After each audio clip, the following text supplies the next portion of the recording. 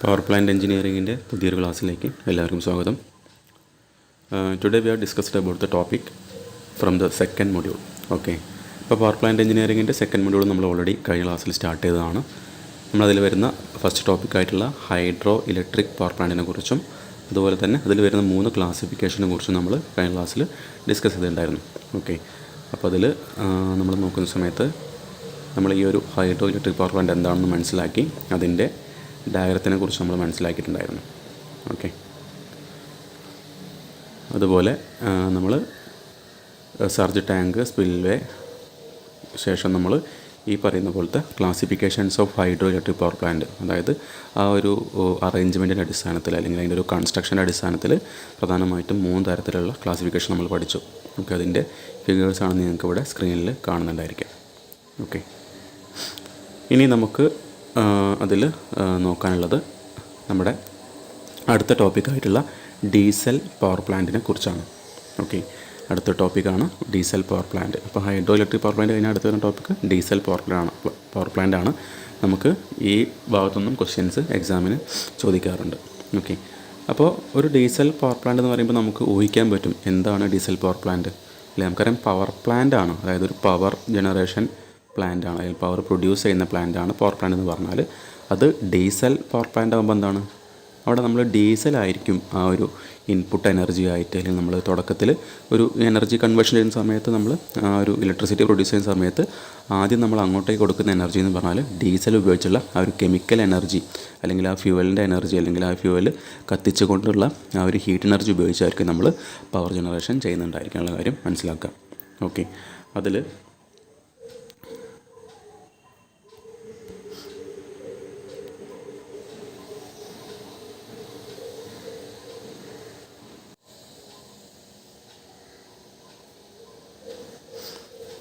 okay, a diesel power plant is like a giant generator that makes electricity using diesel fuel. ഇപ്പോൾ പറഞ്ഞ പോലെ തന്നെ നമ്മൾ electricity എങ്ങനെയാണ് പ്രൊഡ്യൂസ് ചെയ്യുന്നത് അല്ലെങ്കിൽ ജനറേറ്റ് എന്ന് പറഞ്ഞാൽ ഡീസൽ ഫ്യൂൽ ഉപയോഗിച്ചായിരിക്കും നമ്മളവിടെ ഒരു ഡീസൽ പവർ പ്ലാന്റിൽ പവർ പ്രൊഡ്യൂസ് ചെയ്യുന്നുണ്ടായിരിക്കുക. A diesel power plant burns diesel fuel to turn an engine. എന്ത് ചെയ്യും, ഒരു എൻജിനെ പ്രവർത്തിപ്പിക്കാൻ ആവശ്യമായിട്ട് അല്ലെങ്കിൽ എൻജിനെ റൺ അയക്കാനായിട്ട് എന്തെങ്കിലും നമ്മൾ ഡീസലാണ് ബേൺ ചെയ്യുന്നത്, അല്ലെങ്കിൽ ഡീസൽ കത്തിച്ചുകൊണ്ടാണ് നമ്മൾ എന്ത് ചെയ്യുന്നത്. സാധാരണ ഡീസൽ എഞ്ചിൻ വർക്ക് ചെയ്യുന്ന പോലെ തന്നെ ഡീസൽ ഉപയോഗിച്ച് എന്ത് ചെയ്യും, ഒരു എൻജിനെ ടേൺ ചെയ്യും, അല്ലെങ്കിൽ എൻജിനെ വർക്കിംഗ് ആക്കും. Which in turn spins a generator to produce electricity. നമുക്കറിയാവുന്ന പോലെ ആ ഒരു ജനറേറ്റർ അല്ലെങ്കിൽ ആ ഒരു ഡീസൽ എൻജിൻ്റെ ഔട്ട്പുട്ട് ഷാഫ്റ്റ് ഉണ്ടായിരിക്കും, പവർ കിട്ടുന്ന ഔട്ട്പുട്ട് ഷാഫ്റ്റ് ഉണ്ടായിരിക്കും. ആ ഔട്ട്പുട്ട് ഷാഫ്റ്റിൽ എന്തായാലും കിട്ടുന്നുണ്ടായിരിക്കാം, ആ ഒരു റൊട്ടേഷണൽ മോഷൻ ആയിരിക്കും കിട്ടുന്നുണ്ടായിരിക്കുക. ആ റൊട്ടേഷണൽ മോഷൻ ഉള്ള ഷാഫ്റ്റ് എന്ത് ചെയ്യും, നമ്മുടെ ജനറേറ്ററിൻ്റെ ഷാഫ്റ്റുമായിട്ട് കപ്പിൾ ചെയ്യും. അപ്പോൾ സാധാരണ പോലെ എൻജിൻ വർക്ക് ചെയ്യുമ്പോൾ എന്തായിരിക്കും, ജനറേറ്ററും അതിൻ്റെ കൂടെ റൺ ചെയ്യും. സോ അവിടെ എന്ത് ചെയ്യും, ജനറേറ്റർ ഇലക്ട്രിസിറ്റി പ്രൊഡ്യൂസ് ചെയ്യും. This electricity is then send to where it's needed.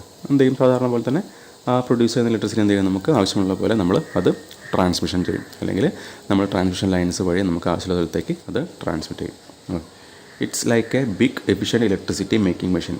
അതൊരു എഫിഷ്യൻ്റ് ആയിട്ടുള്ള ഒരു ഹെവി സൈസിലുള്ള ഒരു ഇലക്ട്രിസിറ്റി പ്രൊഡ്യൂസിങ് മെഷീനാണ്, അല്ലെങ്കിൽ മേക്കിംഗ് മെഷീനാണെന്ന കാര്യം ജസ്റ്റ് മനസ്സിലാക്കുക.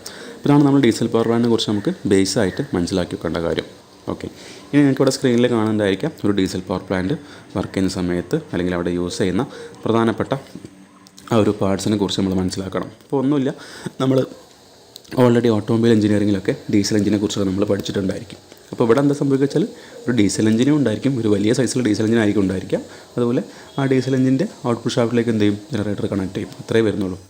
ഓക്കെ, അപ്പോൾ ഇതിൽ നമുക്ക് ഈ ഫിഗർ ഇങ്ങനെ കാണുന്ന സമയത്ത് കുറച്ച് വലിയ ഫിഗറായിട്ട് ഫീൽ ചെയ്യുന്നുണ്ടായിരിക്കും. പക്ഷേ നമുക്ക് അതിൽ ഓരോ പാർട്സും മനസ്സിലാക്കി നമുക്ക് എന്തായിരിക്കും അതിൽ കാര്യങ്ങൾ പെട്ടെന്ന് ഓർത്ത് വെക്കാൻ പറ്റും. ഓക്കെ, ഇനി ഇതിൽ നോക്കിക്കഴിഞ്ഞാൽ നമുക്ക് ഓരോ പാർട്സ് നോക്കാം. ആദ്യം എവിടേക്കാണ് വരുന്നുള്ളത്. ഇതിലിപ്പോൾ നിങ്ങൾക്ക് ഇവിടെ സെൻട്രലായിട്ട് ഡീസൽ എൻജിൻ കാണുന്നുണ്ടായിരിക്കും. ഓക്കെ, ആദ്യം പറയുന്ന കാര്യങ്ങൾ മാത്രം നോക്കാം. ഇപ്പോൾ ഡീസൽ എൻജിൻ ഉണ്ട്. അപ്പോൾ നമുക്കറിയാം ഡീസൽ എൻജിൻ എങ്ങനെ വർക്ക് ചെയ്യുന്നതൊക്കെ നമുക്ക് അതിൻ്റെ ഒരു വർക്കിംഗ് അറിയുന്നതാണ് അല്ലേ. എയറിനെ കംപ്രസ് ചെയ്യും, ആ കംപ്രസ് ചെയ്ത് വെച്ചിരുന്ന എയറിലേക്ക് നമ്മൾ ഫ്യൂവൽ സപ്ലൈ ചെയ്യും, അല്ലെങ്കിൽ ഫ്യൂവൽ ഇഞ്ചെക്ട് ചെയ്യുമ്പോഴായിരിക്കും അവിടെ കമ്പഷൻ നടക്കുന്നുണ്ടായിരിക്കുക. അപ്പോൾ ഫ്യൂവൽ സപ്ലൈയും വേണം, അതുപോലെ എയറിൻ്റെ സപ്ലൈയും വേണം. ഓക്കെ, അപ്പോൾ ഇവിടെ നോക്കിയാൽ മനസ്സിലാവും എയറിൻ്റെ സപ്ലൈ വരുന്നത് ഈ ഒരു വഴിയാണ്, ഫ്യൂവൽ സപ്ലൈ വരുന്നത് ഈ ഒരു വഴിയാണ്. ഓക്കെ, ആ കാര്യം ജസ്റ്റ് ഒന്ന് ശ്രദ്ധിക്കുക. അതായത് ഇവിടെ ഫ്യൂവൽ ടാങ്ക് കാണുന്നുണ്ടായിരിക്കും. ഓക്കെ. അപ്പോൾ ആ ഫ്യൂൽ ടാങ്കിലെ ഫ്യൂൽ എന്ത് ചെയ്യും, ഒരു പമ്പ് ഉപയോഗിച്ച് ഫിൽറ്റർ വഴി എന്ത് ചെയ്യും, നേരെ ഫ്യൂൽ ഇഞ്ചക്ടറിലേക്കായിരിക്കും സപ്ലൈ ചെയ്യുന്നുണ്ടായിരിക്കുക. അപ്പോൾ ആ ഒരു ഫ്യൂവലിൻ്റെ സർക്യൂട്ടാണ് നമുക്ക് ഇവിടെ കാണുന്നുണ്ടായിരിക്കുക. അപ്പോൾ ആ ഒരു കാര്യം നമുക്ക് മനസ്സിലാക്കാൻ പറ്റും. ഫ്യൂൽ ടാങ്ക് ഉണ്ട്, ഫ്യൂൽ ഓയിൽ പമ്പ് ഉണ്ട്, പിന്നെ ഫ്യൂൽ ഫിൽറ്റർ ഉണ്ട്, പിന്നെ പമ്പ്, ഫ്യൂൽ ഇഞ്ചക്ടർ.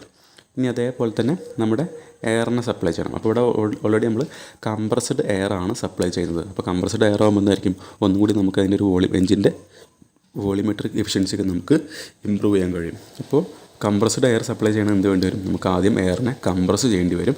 ആ കംപ്രസ് ചെയ്യാൻ നമുക്ക് സാധാരണ അറിയാം, അതിന് ഉപയോഗിക്കുന്ന ഡിവൈസാണ് കംപ്രസർ. ഓക്കെ. അപ്പോൾ ഈ കംപ്രസർ ഉപയോഗിച്ച് എന്ത് ചെയ്യും, നമ്മൾ എയറിനെ കംപ്രസ് ചെയ്തിട്ട് അത് ഫിൽറ്റർ ആയിട്ടായിരിക്കും എന്തായാലും നമ്മൾ എഞ്ചിനിലേക്ക് സപ്ലൈ ചെയ്യുന്നുണ്ടായിരിക്കുക. അതായത് നമുക്ക് ഈ കാണുന്ന ഭാഗം എന്താണ്, ഇത് ഫ്യൂൽ സപ്ലൈ സിസ്റ്റമാണ് അല്ലെങ്കിൽ ഫ്യൂൽ സിസ്റ്റമാണ്. ഇത് അവിടേക്കുള്ള എയറിനെ സപ്ലൈ ചെയ്യുന്ന സിസ്റ്റമാണ്. അപ്പോൾ ആ രണ്ട് കാര്യം മനസ്സിലായിട്ടുണ്ടായിരിക്കും. ഇനി നമുക്ക് എന്ത് ചെയ്യണം, എഞ്ചിൻ വർക്ക് ചെയ്യുമ്പോൾ അവിടെ ലൂബ്രിക്കേഷൻ കൊടുക്കേണ്ടി വരും. ഓക്കെ. അപ്പോൾ ലൂബ്രിക്കേഷൻ സിസ്റ്റമാണ് നമുക്ക് ഈ താഴെ കാണുന്ന ഈ ഒരു ഏരിയ എന്ന് പറഞ്ഞാൽ. ഓക്കെ. അപ്പോൾ അവിടെ നോക്കി കഴിഞ്ഞാൽ ഓരോ കാര്യങ്ങൾ നോക്കാം. ലൂബ്രിക്കേഷൻ ഓയിൽ ടാങ്ക്, ഇത് ലൂബ്രിക്കേഷൻ ഓയിൽ ടാങ്കാണ്. അവിടുന്ന് ലൂബ്രിക്കേറ്റിംഗ് ഓയിൽ പമ്പ് ഉണ്ട്. ആ പമ്പ് ഉപയോഗിച്ച് ഫിൽറ്റർ വഴി ഫിൽറ്റർ ഇട്ടായിരിക്കും എന്ത് ചെയ്യുക, എഞ്ചിൻ്റെ അകത്തേക്ക് സപ്ലൈ ചെയ്യുന്നുണ്ടായിരിക്കാം. ഓക്കെ. ഇനി ആ എഞ്ചിൻ്റെ സർഫസിലൂടെ അല്ലെങ്കിൽ എഞ്ചിൻ്റെ ആ ഒരു ഹീറ്റൊക്കെ ലൂബ്രിക്കേറ്റിംഗ് ഓയിൽ എന്ത് ചെയ്യും, അബ്സോർബ് ചെയ്യുമ്പോൾ സ്വാഭാവികമായിട്ടും ആ ഓയിലിൻ്റെ ടെമ്പറേച്ചർ കൂടും. ഇനി എന്ത് ചെയ്യും, ആ എഞ്ചിനിൽ നിന്ന് പുറത്തേക്ക് ആ ലൂബ്രിക്കേറ്റിംഗ് ഓയിൽ എന്ത് ചെയ്യും, വീണ്ടും റീസർക്കുലേറ്റ് ചെയ്യിക്കണം. സോ പുറത്തേക്ക് പോകുമ്പോൾ അവിടെ വീണ്ടും ഒരു ഫിൽറ്റർ കൊടുത്തിട്ടുണ്ടായിരിക്കും. അതിലെന്തെങ്കിലും ഡെഡ് പാർട്ടിക്കിൾസിനൊക്കെ നമുക്ക് ഫിൽറ്റർ ചെയ്യാനായിട്ട്. ശേഷം എന്ത് ചെയ്യും, അതിന് നമുക്ക് ആ ഓയിൽ ചൂടായിട്ടുണ്ടായിരിക്കും അല്ലേ. കാരണം എഞ്ചിൻ്റെ ഹീറ്റൊക്കെ അബ്സോർബ് ചെയ്യുമ്പോൾ സ്വാഭാവികമായിട്ടും ഓയിലിൻ്റെ ടെമ്പറേച്ചർ കൂടിയിട്ടുണ്ടായിരിക്കും. അപ്പോൾ നമുക്ക് ആ ഓയിലിനെ കൂൾ ചെയ്യണം. അപ്പോൾ അതിനാണ് ഇവിടെ ഒരു ഓയിൽ കൂളർ കൊടുത്തിട്ടുള്ളത്. എന്ത് ചെയ്യും, ആ കൂൾ ചെയ്ത ഓയിലായിരിക്കും വീണ്ടും എന്ത് ചെയ്യുക, നമ്മുടെ ടാങ്കിലേക്ക് സപ്ലൈ ചെയ്യുന്നുണ്ടായിരിക്കും. ശേഷം എന്ത് ചെയ്യും, അത് ഒരു സർക്കുലേറ്റിംഗ് അല്ലെങ്കിൽ സൈക്ലിക്കായിട്ട് ആ ഒരു പ്രോസസ്സ് അങ്ങനെ എഞ്ചിൻ റൺ ചെയ്യുമ്പോൾ നടന്നുകൊണ്ടേയിരിക്കും. അതാണ് നമ്മുടെ ആ ഒരു ലൂബ്രിക്കേഷൻ സിസ്റ്റത്തിനെ കുറിച്ച് നമ്മൾ മനസ്സിലാക്കേണ്ടത്. ഇനി അതേപോലെ തന്നെ നമ്മളിവിടെ പറഞ്ഞു, നമ്മളിവിടെ ഓയിലിനെ കൂൾ ചെയ്യുന്നുണ്ട് അല്ലേ. ഓയിലിനെ കൂൾ ചെയ്യാൻ നമുക്ക് ഓയിൽ കൂളർ കൊടുത്തിട്ടുണ്ട്. അപ്പോൾ ആ ഓയിലിനെ കൂൾ ചെയ്യാൻ നമ്മൾ എന്ത് ചെയ്യുന്നുണ്ട്, ഇവിടുന്ന് കൂളിംഗ് വാട്ടർ, തണുത്ത വെള്ളം, കോൾഡ് വാട്ടർ ഉപയോഗിച്ചാണ് എന്ത് ചെയ്യുന്നത്, നമ്മൾ ഓയിലിനെ കൂൾ ചെയ്യുന്നത്. അപ്പോൾ ഇവിടെ നോക്കാം, ഒരു കൂളിംഗ് വാട്ടറിൻ്റെ ഇവിടുന്ന് കൂളിംഗ് വാട്ടർ അവിടെ ആരോ മാർക്ക് നോക്കാം കേട്ടോ, താഴേക്ക് ആരോ മാർക്ക് കാണിച്ചിട്ടുണ്ട്. കൂളിംഗ് വാട്ടർ ഈ കണ്ടൻസർ വഴി ആയിരിക്കും പമ്പ് ഉപയോഗിച്ച് ഓയിൽ കൂളറിനകത്ത് കൂടെ സർക്കുലേറ്റ് ചെയ്യുന്നുണ്ടായിരിക്കാം. ഓക്കെ. അപ്പോൾ ആ ഒരു കൂളിംഗ് വാട്ടറിൻ്റെ ആ ഒരു സിസ്റ്റമാണ് നമുക്ക് ഇവിടെ കാണുന്നുണ്ടായിരിക്കാം. ഓക്കെ. അപ്പോൾ നമുക്ക് എഞ്ചിനിലെ പ്രധാനപ്പെട്ട ഭാഗങ്ങളാണ് ഫ്യൂവൽ. നമുക്ക് എഞ്ചിനിലേക്ക് ഫ്യൂവൽ കൊടുക്കണം, എയർ വേണം, പിന്നെ എഞ്ചിനെ തണുപ്പിക്കാൻ ആവശ്യമായിട്ട് ലൂബ്രിക്കേഷൻ സിസ്റ്റം വേണം. ആ ലൂബ്രിക്കേഷൻ തണുപ്പിക്കാനുള്ള കൂളിംഗ് സിസ്റ്റമാണ് നമുക്ക് ഇവിടെ ഉള്ളത്. അപ്പോൾ തന്നെ ഇത്രയും വലിയൊരു ഫിഗർ നമുക്ക് 4ആയിട്ട് സ്പ്ലിറ്റ് ആക്കുമ്പോൾ അത്രയും സിമ്പിളായിട്ട് ഓരോ കാര്യങ്ങളും നമുക്ക് മനസ്സിലാക്കിയേക്കാൻ പറ്റും. ഇനി നമ്മുടെ മെയിനായിട്ടുള്ള പവർ ഇലക്ട്രിസിറ്റി പ്രൊഡക്ഷന് വേണ്ടി നമുക്കറിയാം അവിടെ എന്താ ഉണ്ടായിരിക്കുക, ജനറേറ്ററാണ് ഉണ്ടായിരിക്കുക അല്ലേ. ഇലക്ട്രിസിറ്റി പ്രൊഡ്യൂസ് അവിടെ ജനറേറ്റർ വേണം. അപ്പോൾ സോ എഞ്ചിൻ്റെ ഔട്ട്പുട്ട് ഷാഫ്റ്റ് ആണ് സങ്കല്പിക്കുക. ഔട്ട്പുട്ട് ഷാഫ്റ്റാണ്, അതിലെന്ത് ചെയ്യും, ജനറേറ്റർ കണക്ട് ചെയ്തിട്ടുണ്ടായിരിക്കും. അതായത് എഞ്ചിൻ റൺ ചെയ്യുമ്പോൾ ജനറേറ്റർ റൺ ചെയ്യും, അവിടുന്ന് ഇലക്ട്രിസിറ്റി പ്രൊഡ്യൂസ് ചെയ്യും. ഇവിടെ എന്ത് ചെയ്യും, നമുക്ക് പ്രൊഡ്യൂസ് ചെയ്യുന്ന ഇലക്ട്രിസിറ്റി ട്രാൻസ്മിഷൻ ലൈൻസിലേക്ക് അല്ലെങ്കിൽ പവർ ഹൗസിലേക്ക് സപ്ലൈ ചെയ്യും. അപ്പോൾ അതാണ് ഈ ഒരു ഏരിയ എന്ന് പറഞ്ഞാൽ. അതുപോലെ നമുക്കിനി ഡീസൽ എഞ്ചിനിൽ നിന്ന് എക്സോസ്റ്റ് ചെയ്യുന്ന അല്ലേ ആ ഒരു ബേൺഡ് ഗ്യാസിൻ്റെ ഫ്ലൂ ഗ്യാസിൻ്റെ എക്സോസ്റ്റ് ഗ്യാസ് നമുക്ക് പുറത്തേക്ക് ഒഴിവാക്കണം. സൈലൻസർ വഴി പുറത്തേക്ക് പോകുന്ന ഭാഗമാണ് നമുക്ക് ഇവിടെ കാണിച്ചിട്ടുള്ളത്. അപ്പോൾ ഞാൻ നേരത്തെ പറഞ്ഞ പോലെ നമ്മൾ ആദ്യം ഈ ഒരു ഫിഗർ കാണുമ്പോൾ വളരെ വലിയൊരു ഫിഗറായിട്ട് ഫീൽ ചെയ്യുന്നുണ്ടായിരിക്കും. പക്ഷേ നമുക്ക് ഇതിൽ ഓരോ ഭാഗങ്ങളല്ലേ, എഞ്ചിന്, ഫ്യൂവൽ സിസ്റ്റം, എയർ സിസ്റ്റം അല്ലെങ്കിൽ air supply system, lubrication oil system, ഓയിലിനെ കൂൾ ചെയ്യുന്ന സിസ്റ്റം, പിന്നെ ജനറേറ്റർ, പിന്നെ എക്സോസ്റ്റ് ചെയ്യുന്ന മഫ്ലർ അല്ലെങ്കിൽ സൈലൻസർ സിസ്റ്റം എന്ന് പറയുന്ന ഭാഗം. അപ്പോൾ അങ്ങനെ ഓരോ കാര്യങ്ങളും മനസ്സിലാക്കി വെച്ചാൽ നമുക്കിനി നമുക്ക് നമ്മുടെ മെമ്മറിയിൽ നിന്ന് എന്ത് ചെയ്യാം, നമുക്ക് ഓരോ ഭാഗങ്ങളെടുത്ത് വരയ്ക്കാൻ പറ്റും. അപ്പോൾ ഇതാണ് നമ്മുടെ ഡീസൽ പവർ പ്ലാന്റിനെ കുറിച്ച് നമ്മൾ മനസ്സിലാക്കേണ്ടത്. ഓക്കെ. അപ്പോൾ ഇതിൽ നമ്മൾ പറഞ്ഞിരിക്കുന്ന എല്ലാ പോയിൻറ്റ്സും ഇവിടെ അങ്ങനെ ഡെഫിനിഷൻസ് ആയിട്ട് കൊടുത്തിട്ടുണ്ട്. ജസ്റ്റ് നോക്കാം. Diesel engine, this is the heart of the power plant. നമുക്കറിയാം ആ ഒരു ഡീസൽ പവർ പ്ലാന്റിൻ്റെ ഒരു ഹൃദയം അല്ലെങ്കിൽ ഹേർട്ട് എന്ന് പറയുന്നത് എന്താണ്, ഡീസൽ എഞ്ചിനാണ്. കാരണം ഡീസൽ എഞ്ചിനിലെ പവറാണ് നമ്മൾ ജനറേറ്ററിലേക്ക് കൊടുക്കുന്നത്.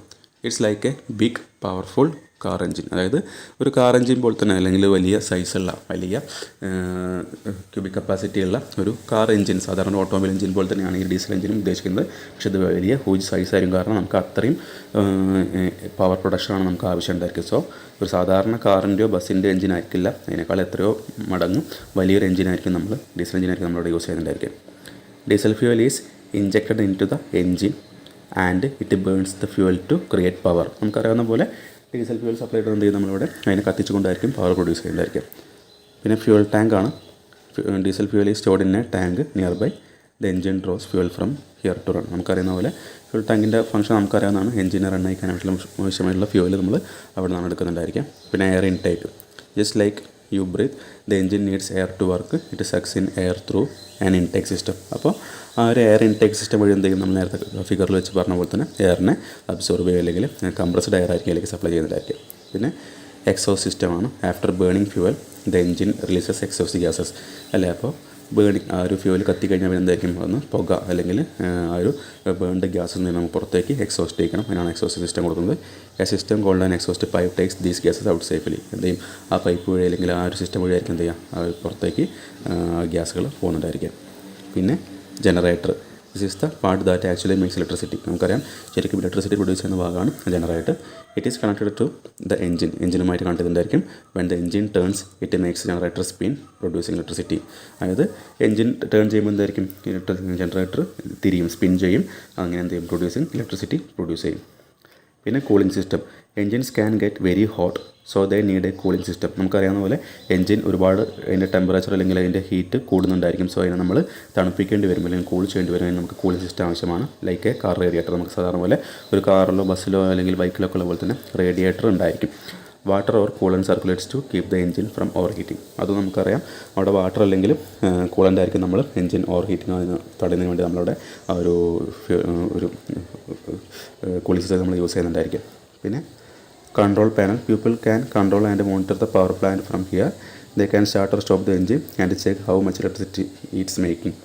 കൺട്രോൾ പാനൽ ഉദ്ദേശിക്കുന്നത് ജസ്റ്റ് അവിടെ ഓപ്പറേറ്റ് ചെയ്യുന്ന ഓപ്പറേറ്റർക്ക് അവിടെ പ്രൊഡ്യൂസ് ചെയ്യുന്ന ഇലക്ട്രിസിറ്റിയെക്കുറിച്ചും അല്ലെങ്കിൽ എഞ്ചിൻ്റെ കണ്ടീഷനെ കുറിച്ചൊക്കെ അറിയാനുള്ള ഒരു പാനലാണ്. ജസ്റ്റ് മനസ്സിലാക്കിയാൽ മതി. പിന്നെ ഫ്യൂവൽ കമ്പഷനെ കുറിച്ച് പറയുന്നു. Diesel fuel is injected into the engine cylinder അല്ലേ. നമുക്കറിയുന്ന പോലെ എഞ്ചിൻ്റെ അകത്തേക്ക് ഡീസൽ ഫ്യൂവൽ ഇൻജെക്ട് ചെയ്യും. The engine compresses the air in each cylinder and when the air is super hot from compression diesel fuel is injected. നമുക്കറിയാവുന്ന diesel എഞ്ചിൻ്റെ work തന്നെയാണ്. Compress ചെയ്ത് വെച്ചിരിക്കുന്ന എയറിലേക്ക്, ഹൈ പ്രഷർ ടെമ്പറേച്ചറുള്ള എയറിലേക്ക് നമ്മൾ ഡീസൽ ഫ്യൂവൽ ഇൻജെക്ട് ചെയ്യുമ്പോഴാണ് അവിടെ compression നടക്കുന്നതായിരിക്കുക. This causes an explosion pushing a piston down. This motion is what powers the engine. നമുക്കറിയാവുന്ന പോലെ ആ ഒരു കാര്യമായിരിക്കും നമ്മുടെ എഞ്ചിനെ പവർ പ്രൊഡ്യൂസ് ചെയ്യാനുള്ള സഹായിക്കുന്നത്. പിന്നെ mechanical energy, the engine switch and moves up and down creating mechanical energy. This mechanical energy is used to turn the generator. അതും നമുക്കറിയാവുന്ന കാര്യത്തിനാണ്. അവിടെ ഇപ്പോൾ മെക്കാനിക്കൽ എനർജിയാണ് പ്രൊഡ്യൂസ് ചെയ്യുന്നത്, അല്ലെങ്കിൽ റൊട്ടേഷണൽ മോഷൻ പ്രൊഡ്യൂസ് ചെയ്യും. അതാണ് നമ്മൾ ജനറേറ്ററിലേക്ക് കൊടുക്കുന്നത്. Electricity generation, as the generator spins it produces electricity അല്ലേ. ജനറേറ്റർ തിരിയുമ്പോൾ എന്തായിരിക്കും ഇലക്ട്രിസിറ്റി പ്രൊഡ്യൂസ് ചെയ്യും. It works like a big magnet inside a coil of fire creating an electric current. Okay, ജനറേറ്ററിൻ്റെ വർക്കിംഗ് പ്രിൻസിപ്പിളാണത്. അത് ആ ഒരു മാഗ്നറ്റിന് അകത്തായിരിക്കും എന്താ ചെയ്യുക, റൊട്ടേറ്റ് ചെയ്യുന്നുണ്ടായിരിക്കും. അപ്പോൾ അവിടെ ഫ്ലക്സിനെ കട്ട് ചെയ്യുമ്പോഴായിരിക്കും എന്താ ചെയ്യുക, അവിടെ EMF അല്ലെങ്കിൽ കറണ്ട് പ്രൊഡ്യൂസ് ചെയ്യുന്നതായിരിക്കും. ഓക്കെ.